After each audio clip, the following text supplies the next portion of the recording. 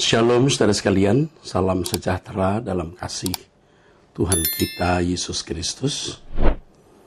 Kita percaya jika kita masih ada sebagaimana kita ada saat ini, semua ini hanya karena kemurahan Tuhan semata-mata.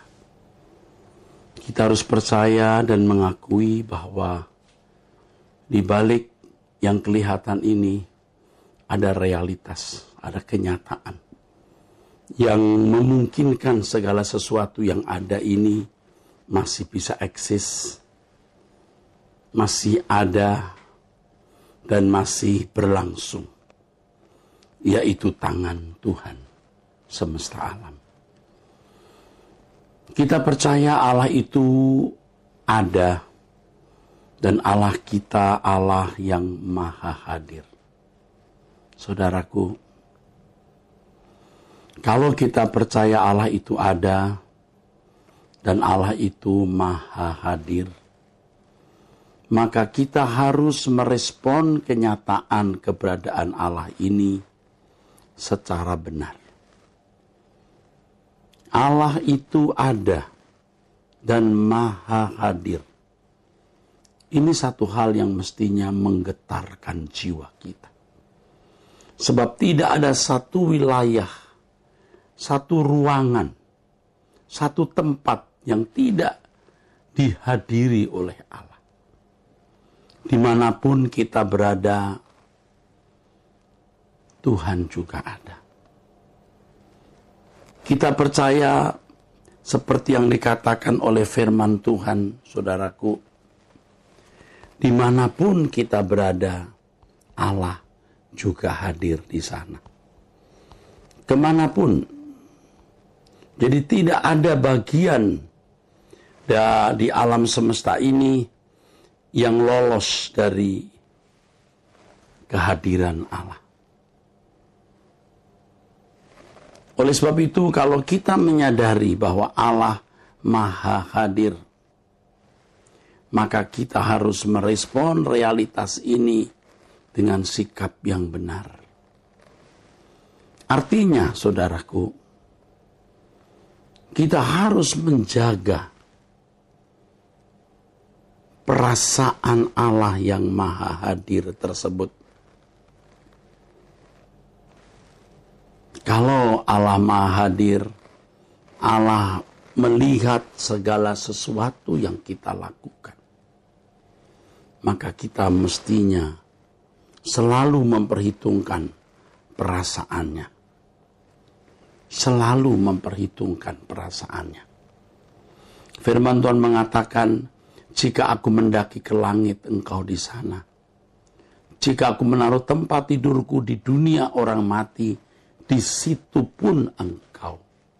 Mazmur pasal 139 ayat 8. Kalau kita percaya Allah maha hadir, maka kita memperlakukan dia sebagai Allah yang hadir tersebut, yang maha hadir. Allah yang memiliki perasaan.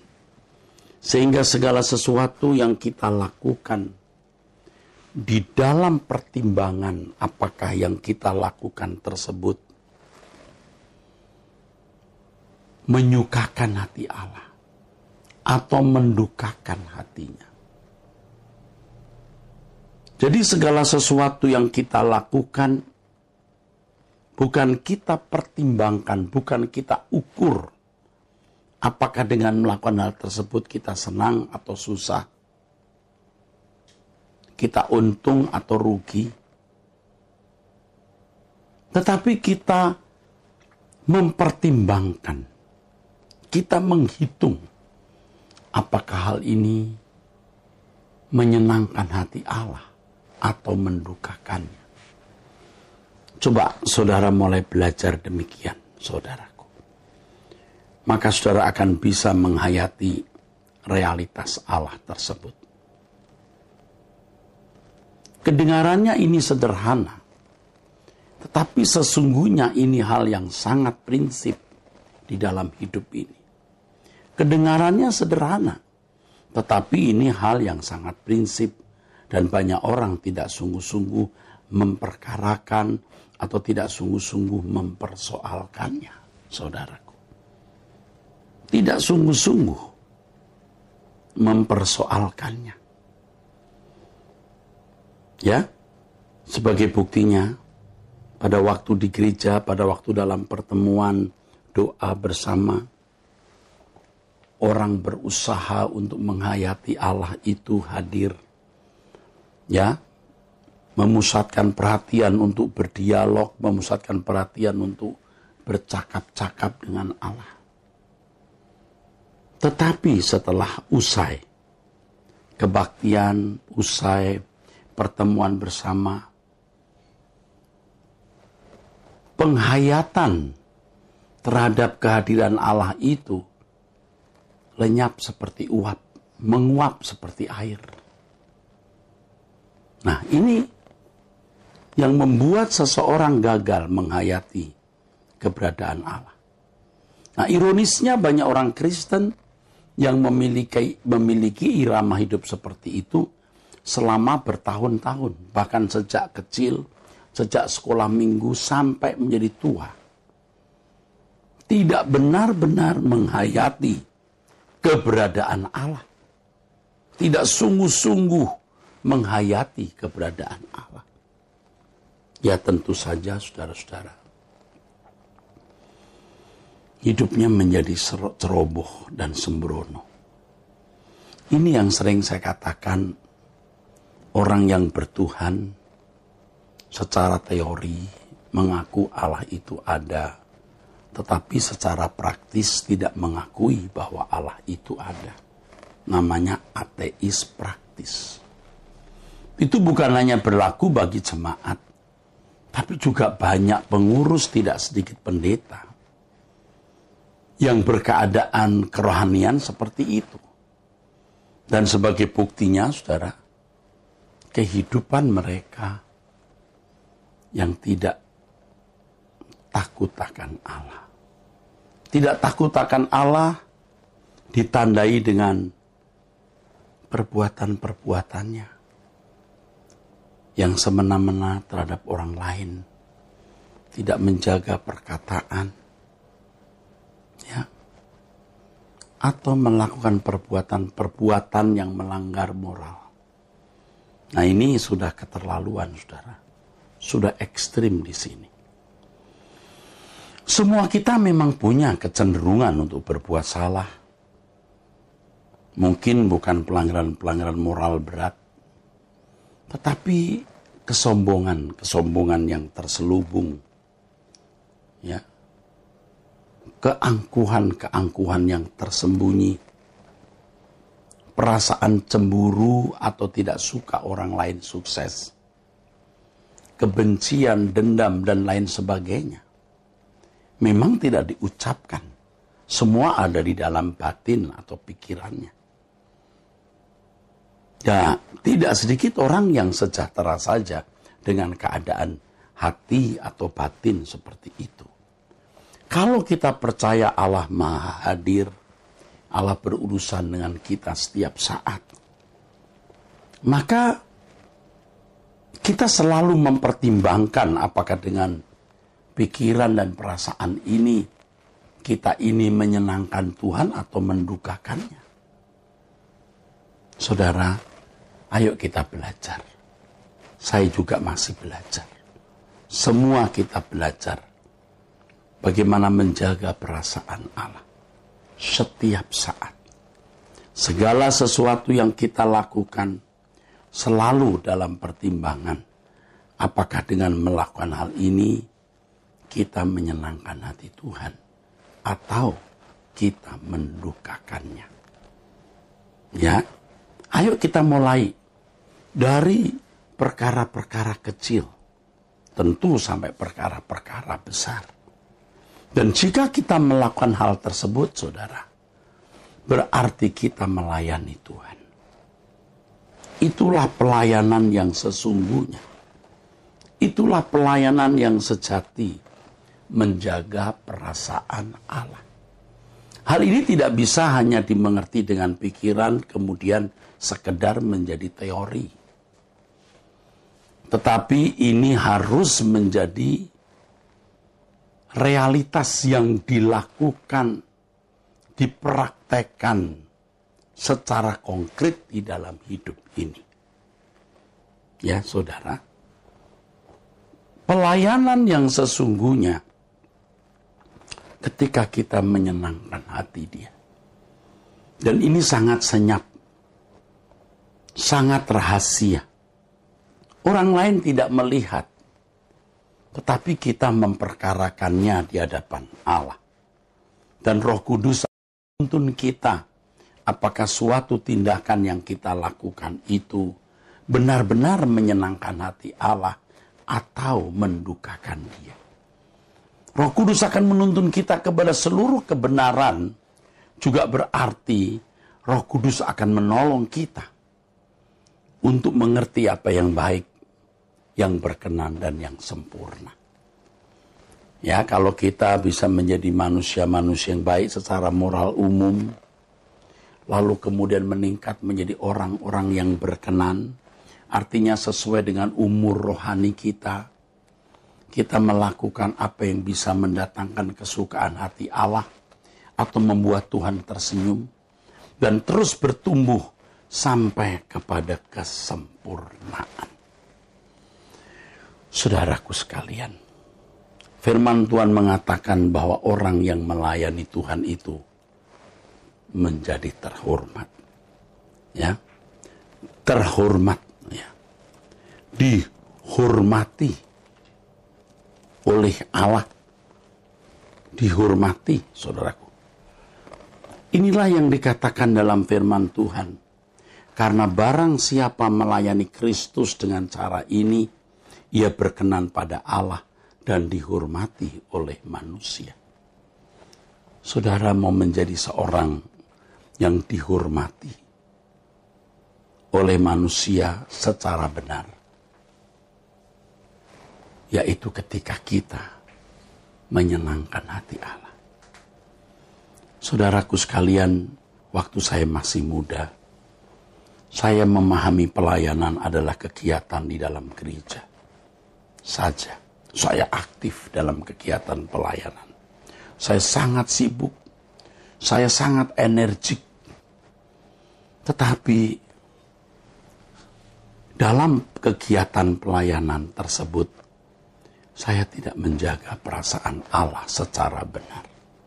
Secara organisasi tentu saja pelayanan yang saya lakukan, saudaraku, pelayanan yang saya lakukan bisa membuat sukses. Jemaat datang ke gereja, saya bisa membangun gereja, membangun secara fisik, dan memiliki berbagai kegiatan pelayanan seperti pekerjaan misi, membuat radio Kristen, dan lain-lain. Pertanyaannya, apakah Tuhan disenangkan dengan hal tersebut? Memang belum tentu hal itu salah.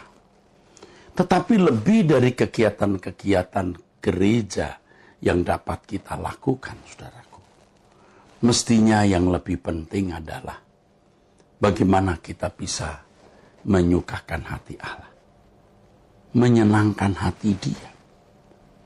Dimanapun dan kapanpun kita berada. Sebab Allah memang hadir di mana-mana.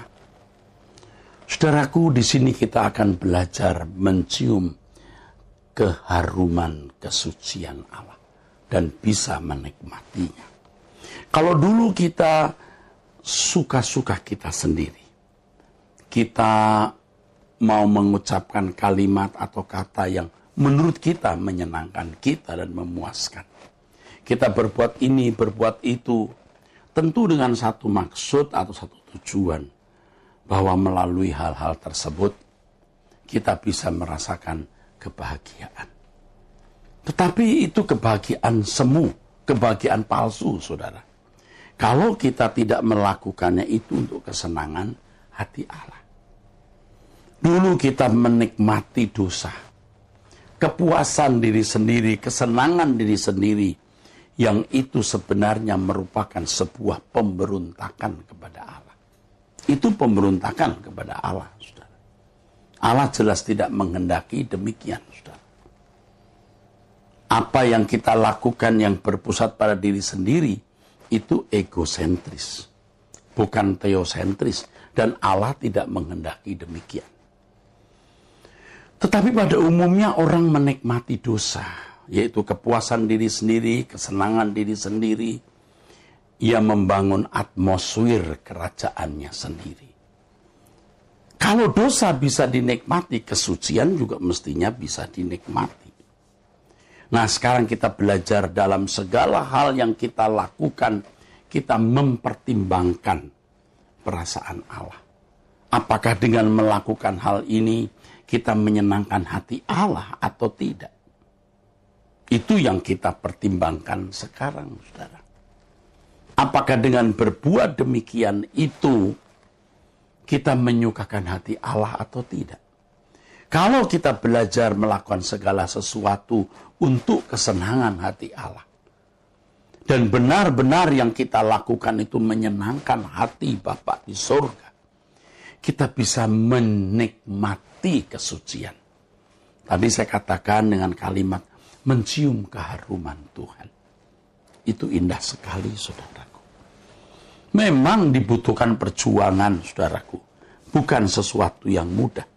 Tetapi perjuangan demi perjuangan yang kita lakukan, akhirnya akan membuat kita terbiasa. Sehingga tidak perlu berjuang secara berat dan sukar, karena melakukan kehendak Allah sudah menjadi irama yang menyatu di dalam hidup kita. Sudah menjadi sesuatu yang menyatu dalam hidup kita. Dan itu sebenarnya yang Tuhan inginkan. Itu loh sebenarnya yang Allah kehendaki di dalam hidup kita, saudara. Dengan melakukan kehendaknya, ya. Misalnya kita dimusuhi orang, kita dijahati, ya. Kalau mengikuti ambisi, ego, perasaan kita sendiri, kita marah. Rasanya kita mau membalas kejahatan yang dilakukan oleh orang. Tetapi ketika kita berkata, biar Tuhan yang menjadi hakim. Lalu kita bisa berkata, ampuni mereka karena mereka tidak tahu apa yang mereka perbuat. Kita bisa mencium keharuman kekudusan Allah. Dan disitulah kita bisa menikmati sukacita surgawi. Kita bisa merasakan atmosfer kehadiran Allah. Jadi kalau Allah maha hadir, saudaraku, logikanya, saudaraku, ya logikanya, apapun yang kita lakukan di dalam kontrol Allah, di dalam monitor Allah, Allah tahu. Jadi ketika kita tidak membalas kejahatan dengan kejahatan, kita berdiam diri, itu Tuhan tahu dan Tuhan disukakan, Tuhan disenangkan dengan langkah-langkah seperti itu. Dengan tindakan-tindakan seperti itu. Waktu kita mendapatkan kesempatan atau peluang untuk korupsi, kita menolak. Memang kita merasa ada yang hilang, bisa. Apalagi yang sudah terbiasa korupsi atau mencuri, lalu tidak memanfaatkan momentum itu untuk mencari keuntungan diri sendiri, ada sesuatu yang hilang. Tetapi kepuasan yang salah, yang dinikmati selama itu, diganti dengan sukacita surgawi pada waktu menolak untuk berbuat tidak jujur. Nah, ini membuat seseorang akan menjadi anak-anak Allah yang mencium keharuman Tuhan. Kesucian itu, saudaraku, bisa dinikmati. Menikmati kesucian sama dengan menikmati Allah. Dan sekaligus Allah menikmati kita. Ya, seperti orang tua lihat anaknya rajin belajar, anaknya dengar-dengaran dan nurut, itu menyenangkan hati orang tua. Dan orang tua menikmati anaknya. Sebaliknya ketika anaknya mendapat nilai yang baik, menjadi juara misalnya di sekolah, lalu bisa menunjukkan kepada orang tua, anak ini juga menikmati atmosfer keberhasilannya tersebut. Nah, inilah keindahan hidup sebagai anak-anak Allah, saudaraku. Ini kebahagiaan hidup sebagai anak-anak Allah. Allah Maha Hadir. Konsekuensinya kita harus memperdulikan perasaannya. Dimanapun. Pada waktu kita bergaul di tempat kerja, di rumah, atau bahkan ketika di mimbar seperti saat ini, kita menjaga perasaan Allah, menjaga perasaan Tuhan. Nah, itu akan mendatangkan sukacita dan damai sejahtera yang melampaui segala akal. Saudaraku, orang yang benar-benar menghayati Allah itu hidup dan maha hadir, dan memiliki hubungan yang harmoni dengan Allah, karena hidup di dalam penurutan, atau hidup di dalam kekudusan, atau hidup di dalam kesucian, saudaraku sekalian, akan memiliki keberanian menghadapi hidup, akan memiliki keberanian menghadapi segala sesuatu, tanpa rasa takut, tanpa gentar, saudara. Berani menghadapi segala situasi. Karena ia bukan saja percaya Allah itu ada. Bukan hanya percaya Allah Maha Hadir, tetapi dia sudah menghayati eksistensi atau keberadaan Allah dan kehadirannya. Dan itu memberi kekuatan, saudaraku. Bahkan ketika kita ada di ujung maut, kita ada di ujung maut di lembah kekelaman, saudaraku. Ya, kita percaya Allah berserta kita. Karena kita bukan hanya secara akal meyakini Allah itu ada, tetapi kita juga telah membuktikan kehadirannya tersebut. Nah, di sini seseorang akan menikmati pengawalan Tuhan yang sempurna. Tanpa kehidupan yang baik, tanpa kehidupan yang benar, seseorang tidak layak dilindungi oleh Tuhan. Memang pada waktu seseorang masih Kristen baru bisa dimaklumi, saudara. Kalau dia masih Kristen baru bisa dimaklumi, saudaraku. Kalau mereka mengikut Tuhan hanya karena mau mendapat berkat jasmani, hanya karena mau hura-hura istilahnya, bisa dimaklumi, bisa dimengerti. Tetapi kalau kita sudah menjadi Kristen yang mestinya akil balik, Kristen yang dewasa, saudara, mestinya kita hidup tidak bercacat, tidak bercela di hadapan Allah, agar kita layak menerima perlindungannya. Ya, dulu saya begitu mudah berkata kepada orang, Allah melindungi, Allah menjaga, Allah memelihara. Sekarang tidak mudah mengatakan itu. Kenapa? Karena tidak semua orang layak dilindungi. Jadi kalau ada orang yang yakin pasti Tuhan melindungi, ya kita tidak bereaksi apa-apa. Tetapi saya koreksi ya, kalau orang Kristen baru, kalau orang itu orang Kristen baru, bisa. Walaupun dia belum dewasa, dia belum sempurna, Allah dengan kebesaran hati melindungi, menjaga, memelihara mereka. Saya mengerti, saudaraku. Tetapi kalau ia sudah mulai akil balik, ia tidak boleh bersikap demikian. Sementara hidup sembarangan, tidak menjaga kesucian, lalu merasa berat dilindungi Tuhan. Loh, Tuhan itu bukan hamba. Tuhan itu Tuhan, kitanya hamba. Kita tidak boleh memanfaatkan Allah, ya saudaraku. Kita tidak boleh memanipulasi dia. Anak-anak yang belum dewasa itu biasanya memanfaatkan orang tua, memanipulasi orang tua, bahkan tidak jarangnya mengintimidasi orang tua. Seperti misalnya anak berkata, "Mami, ayo jalan-jalan. Kalau enggak saya nangis loh. Kalau enggak saya banting ini pintu." Ini kan mengintimidasi. Seperti anak yang minta mainan, tidak diberi, dia menangis berguling-guling di bawah, orang tuanya malu dilihat orang, lalu ya sudah, dibelikannya lah anak itu mainan. Ini anak-anak yang merasa berhak mendapatkan sesuatu dari orang tuanya. Bahkan kalau meminta sesuatu seakan-akan orang tuanya yang berutang kepada dirinya. Pulang sekolah, libur 1 minggu atau libur semesteran atau libur kenaikan sekolah, sampai di rumah dia berkata, "Mama, Papa, libur loh, jalan-jalan ya." Tuh, nagih dia. Karena kalau anak-anak libur, biasanya orang tua mesti mengajak jalan-jalan. Padahal tidak ada ketentuan demikian, tapi anak-anak sering sudah mematok demikian. Namanya anak-anak. Tapi kalau kita sudah dewasa, maksud saya kalau anak sudah dewasa, sudah tidak lagi demikian. Anak-anak akan menjaga orang tua. Anak-anak akan memelihara orang tua. Dan orang tua tahu bagaimana juga menyerahkan harta, perusahaan untuk dikelola oleh anak. Tetapi kalau anak, ya, yang tadinya umur 7-10 tahun masih manja-manja mengatur orang tua, atau mengintimidasi orang tua juga maklum saja, masih di bawah umur.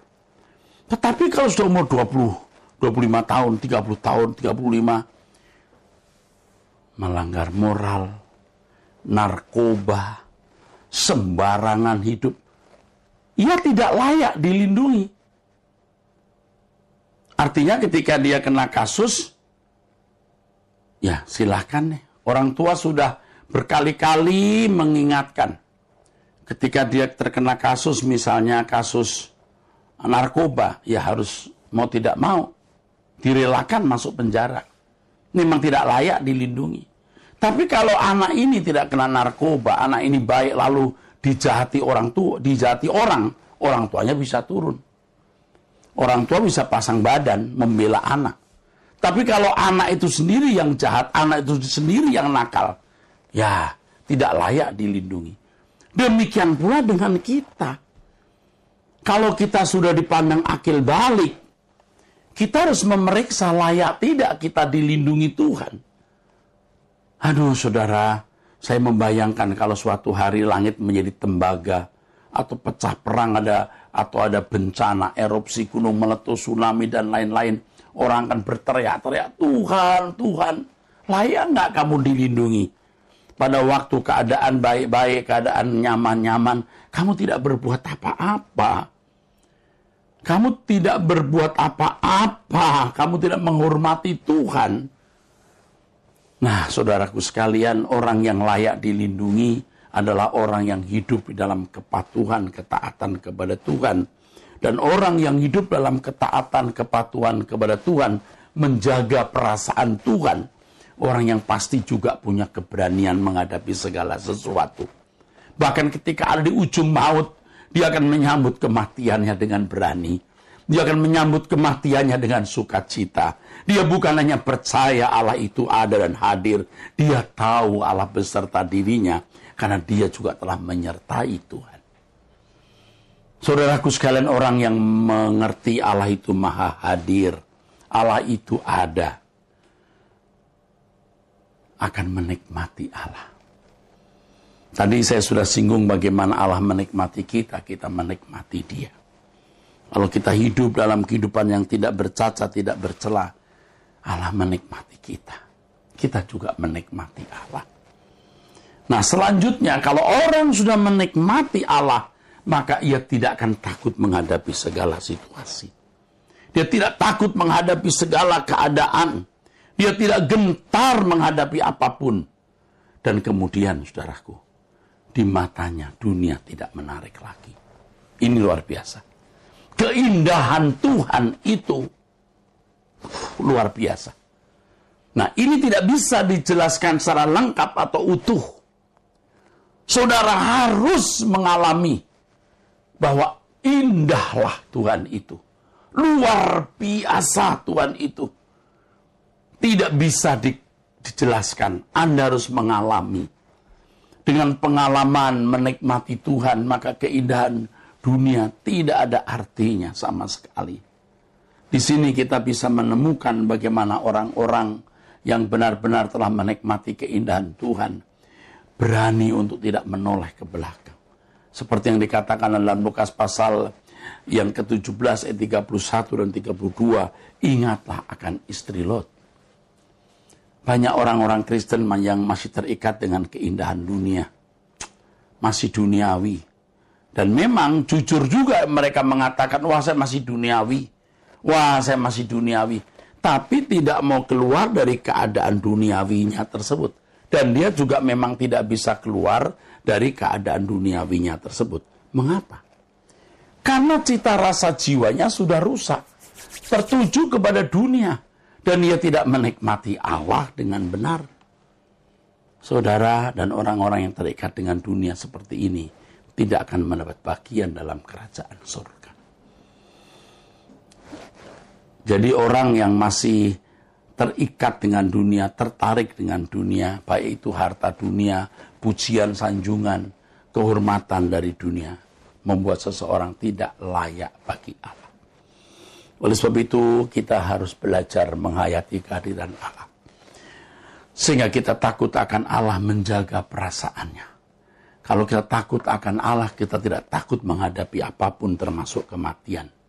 Dan kalau kita menghayati Allah, kita hidup dalam kebenaran, kesucian, tidak takut menghadapi apapun, baru kita bisa menikmati Tuhan. Kita bisa menikmati cita rasa keindahan kerajaan Allah. Dan dunia menjadi pudar di mata kita. Ini loh. Dunia menjadi pudar keindahannya. Dan saya harap kita bisa mengerti hal ini. Bukan hanya setuju, tapi mengerti. Sehingga kita rela kehilangan dunia ini. Dan kita bisa memperoleh Tuhan di dalam kehidupan kita. Terus sekalian, kita tidak bisa memiliki dunia juga sekaligus memiliki surga. Kita tidak bisa memiliki Tuhan, tapi juga masih memiliki dunia. Tidak bisa. Anda harus pilih salah satu. Anda memiliki Tuhan, kerajaan surga atau dunia ini. Dan Alkitab memang berkata kita tidak bisa mengabdi kepada dua Tuhan, saudara. Jadi kalau saudara bisa menikmati Tuhan, saudara bisa menikmati keindahannya, saudara akan berkata, aku memilih Tuhan saja. Kalau kita studi, kita karir, kita bekerja, kita melakukan segala sesuatu, kita lakukan untuk kemuliaan Tuhan. Benar, saudaraku. Dan tentu orang-orang seperti ini akhirnya akan berani membela Tuhan tanpa batas. Akan berusaha mengerti apa yang Allah kehendaki untuk dilakukan di dalam hidupnya. Ya, menjaga perasaan Allah itu sudah pelayanan. Ya, hidup dalam kesucian itu pelayanan. Lalu meningkat lagi dengan pekerjaan-pekerjaan yang Allah bisa percayakan kepada orang-orang tersebut. Dan kita tahu apa bagian yang harus kita penuhi di singkatnya umur hidup kita ini. Dan kita bisa membela Tuhan tanpa batas. Jika hal itu kita benar-benar lakukan, baru kita akan merindukan kerajaan surga. Orang yang benar-benar menghayati kehadiran Allah, hidup suci, menjaga perasaan Allah, melayani Tuhan dengan menjaga perasaannya, tidak takut menghadapi segala sesuatu. Dunia menjadi tidak menarik baginya. Dia akan rela melayani Tuhan dan mempertaruhkan hidupnya untuk pekerjaannya. Dia akan berusaha untuk memenuhi apa yang menjadi bagian dalam hidupnya untuk dipenuhi di dalam pekerjaan Tuhan. Dan akhirnya dia akan merindukan langit baru, bumi baru. Saudara, kalau saudara tidak menuruti apa yang saya katakan ini, saudara akan sangat menyesal. Kita tidak memiliki dua kali kesempatan hidup, kita hanya punya satu kali kesempatan hidup. Suatu hari nanti kita akan melihat ternyata benar Allah semesta alam, Elohim Yahweh, Bapa di surga, dan Tuhan Yesus yang duduk di sebelah kanan Allah adalah Allah yang nyata. Allah yang real. Allah yang benar-benar hidup. Dan makhluk akan gemetar di hadapan Allah. Semua makhluk akan gemetar di hadapan Allah ketika melihat kedahsyatan kemuliaannya. Dan orang-orang yang sejak di bumi takut akan Dia, menghormati Dia secara patut dan tidak terikat dengan dunia atau tidak terikat dengan keindahan dunia, di hadapan Allah tersebut menjadi kesukaan. Dia akan sangat merindukan bagaimana bisa menyenangkan dia. Orang-orang seperti ini juga akan menyediakan waktu setiap hari untuk berdoa. Dan ketika dia di hadapan Tuhan nanti, dia tidak asing ada di hadirat Allah. Tapi orang yang tidak suka berdoa, ia akan merasa asing nanti di hadapan Allah. Dan orang-orang seperti ini tidak layak memang di hadapan Allah. Orang-orang yang sejak di bumi takut akan Allah, menghormati Allah secara benar, menyediakan waktu setiap hari bertemu dengan Allah, adalah orang-orang yang sungguh-sungguh biasa, akrab, ada di hadirat Allah. Kita punya satu kali kesempatan hidup, jangan sia-siakan. Ayo kita sungguh-sungguh, saudara. Tujuan hidup kita satu-satunya, agenda hidup kita satu-satunya adalah memiliki Tuhan dan dimiliki oleh Tuhan. Dia maha hadir. Dia menyertai kita. Dia tidak pernah meninggalkan kita. Jangan sia-siakan kesempatan ini. Kesempatan yang mahal dan berharga, yang tidak akan pernah terulang. Saudaraku, percayalah bahwa kebenaran ini akan mengubah saudara. Gembala sidang saudara, maksud saya gembala sidang saudara, akan melengkapi apa yang saya sampaikan ini.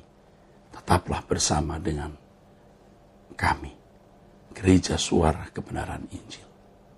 Sola Gracia.